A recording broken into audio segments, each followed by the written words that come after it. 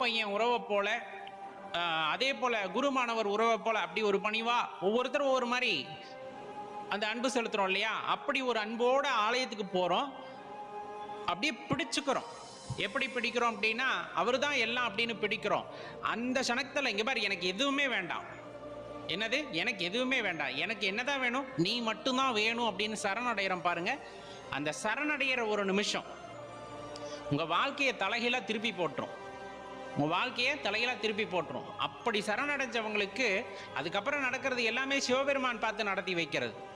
எனக்கு இது வேணும் அப்படின்னா கொடுத்துறாரு, அது வேணும்னா கொடுத்துறாரு, வேண்டுதல் வைக்கிற எல்லாத்துக்குமே நடத்தி வைக்கிறாரு இல்லைங்களா? ஆனா சரணடைந்தவர்களின் வாழ்க்கையில் அன்பை ஏற்படுத்துகிறார். அவர்கள் விருப்பத்திற்கு ஏற்றார் போல அவர்கள் வாழ்க்கையை மாற்றுகிறார்.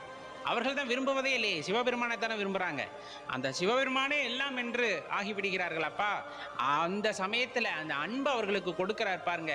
அதை விட